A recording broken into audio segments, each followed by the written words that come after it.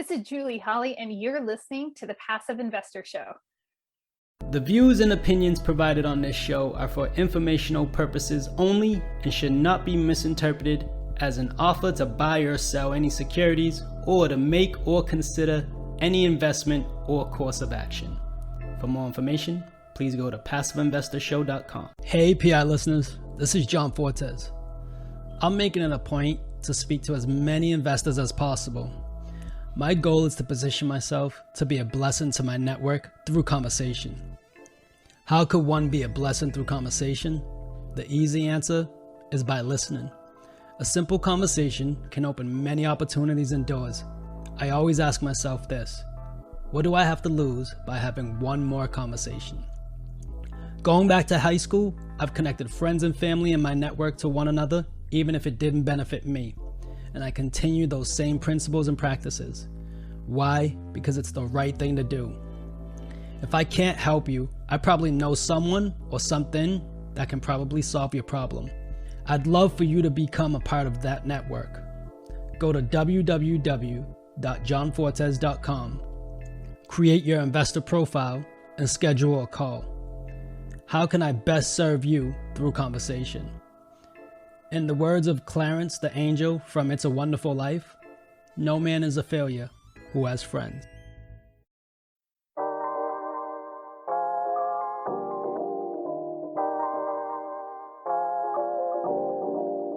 And now, the Passive Investor Show.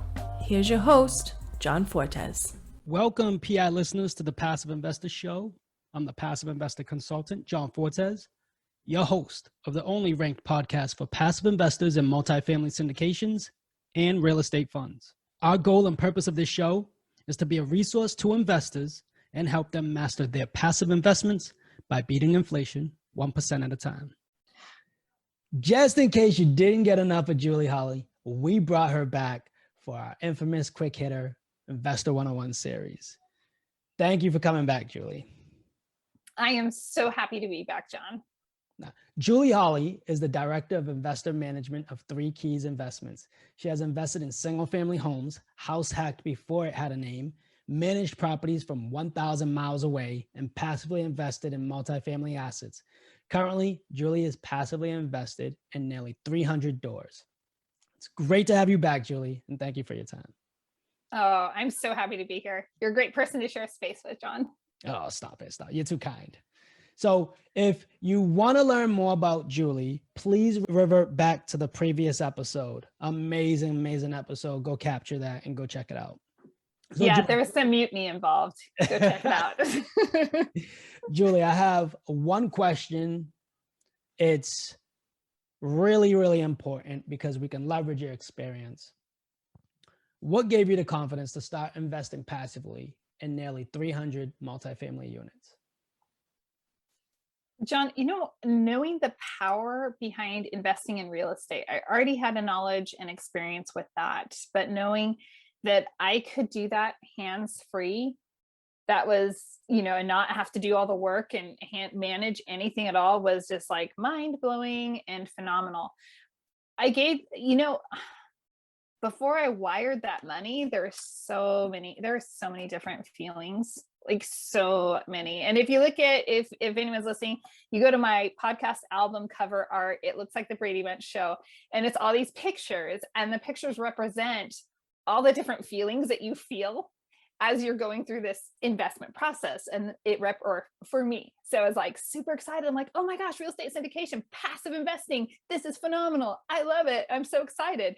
And then it goes into like that I'm learning about it mode. And then it goes into the, wow, I found this operator and I trust this operator. I for what I know at this point in, apartment syndications, this looks like a good deal. And we've been on a phone call together and I like you. And I've sat through your webinar and I've gone through this process. So I'm like, okay, that sounds really, let's do this. My husband and I, that's kind of how the process of how we got to the point where we're ready to invest. It was, education for ourselves, excitement. Well, we found out about syndication. Then it was personal education, lots of listening to podcasts. Then it was vetting, an operator, like, okay, we really trust them. Wow, this deal's on our lap. Let's go for it. I'm so glad we did, because that was oversubscribed, and we were there right at the right time to subscribe into that syndication. But I'll tell you what, wiring that money, the first time you do that, I'm just not going to lie, I was still teaching, and my husband calls me. Fortunately, it was like a recess break or something for my students, and he calls me from the bank and he says, like, you really want me to wire this $50,000? Like, I said, yeah. I said, call me when it's done. and I just remember being mentally completely distracted with all the emotions that you have. Like, if you've ever been married, you know, you get those emotions of like, I'm so excited, I'm so scared, I'm everything.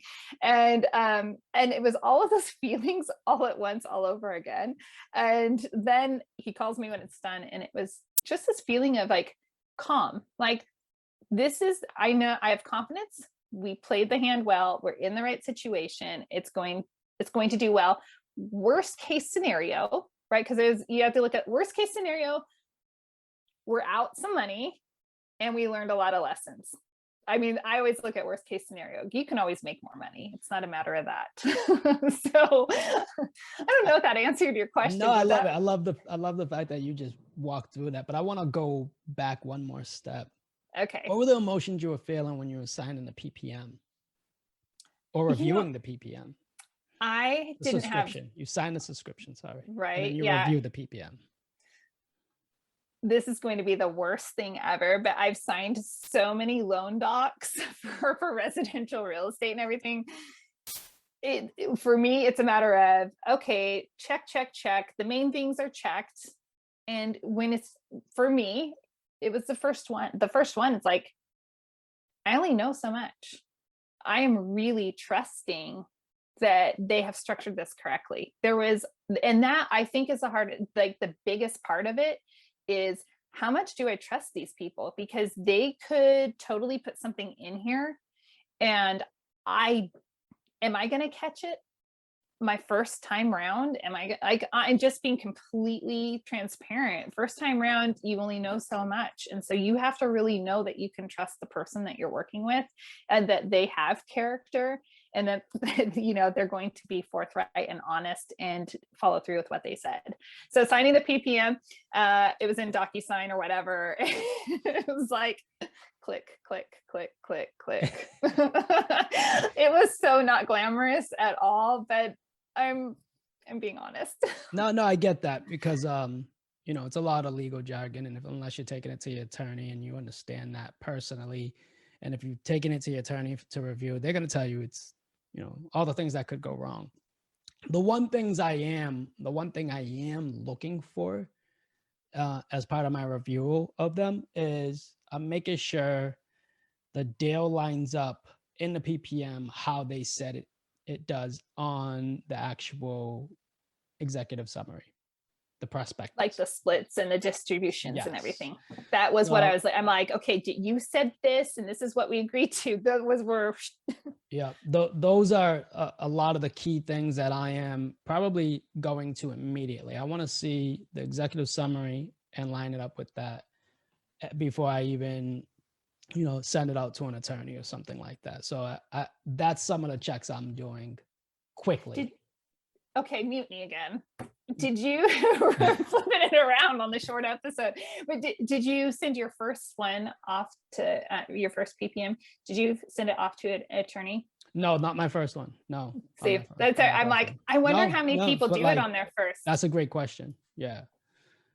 I should have though, but the one thing too is I know now that they're gonna tell me hey, you know, this is all the things that can go wrong, and you know, it explains everything that can go wrong, worst case scenarios, and then the expected business plan for what the actual offering is. So yeah, I understand that now, but that's what I'm told going forward with whenever they're reviewing and such. So, and also putting together PPMs, it's kind of cool understanding or having those conversations of what they're recommending, the attorneys, as opposed to how we are structuring, such as, you know, for our fund, when we structured that, having all those conversations and then going back to the 41 unit, having that conversation and comparing them.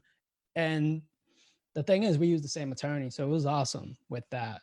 But going back to your wiring, unless you're comfortable with doing that and it's your first time sending that big chunk of money out on a wire for an investment with someone who isn't like a childhood friend or something like that that you are investing with, it is a little like, I'm gonna be honest, right? I went through it, you went through it. And then if it was a friend, it's funny because I have friends now that like, man, how do I set up the 401k? I want to invest in stuff like that. It's go and work with this custodian, and then we'll talk about the deal. Like they've already picked my brains about the deal and such. So it's crazy now how it's gone from with friends, how it's a little bit more relaxed, and with as an investor myself, looking at it like I'm about to send this wire. And I better get the receipt that they got it. Oh my gosh. Wait, one digit was off. It went to the wrong place. Yeah. Yeah, man, when it's in Wireland, I mean, that's the thing. Julie, thank you for being so candid. It's been awesome. It's been a treat. How can we stay in touch with you? You know what? Head on over to julieholly.com and check out all things, the investment company, the podcast, and all the other bells and whistles I have to offer. Thank you for stopping by today, Julie. We really enjoyed the conversation. Thanks so much, John. Always a joy. Don't forget to download your free copy of the investment tracker. It allows you to track up to 5 investments, compare sponsors, markets, and most importantly, projected versus actual returns. To get your copy, go to www.projectedreturns.com. PI listeners, thank you for listening. As always, we hope this was the best resource for your investment strategy, but also the best use of your time. Remember, if this episode helps you, you can help us by leaving a review on iTunes. I hope you feel compelled enough to share it with someone you think this would resonate with as well. As much as it pains us to leave you, but you know what time it is. Time to go put this into practice. Till the next time we meet, happy investing. PI listeners, I'm grateful for your time and I appreciate you for listening. It would mean the world to me if you went to iTunes and left a rating and written review. Let me know how you feel about the show. It really makes a big difference with getting the podcast out there. Don't forget about our Facebook group, where all of our guests are members of. I'll be there to answer any of your questions, or even questions you might have for future guests. Subscribe so you can get the latest episodes and our fan favorite quick hitters.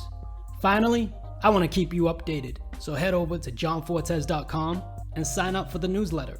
If you're interested in partnering with me, sign up on the contact page so you can talk to me directly. I look forward to connecting with you. Happy investing.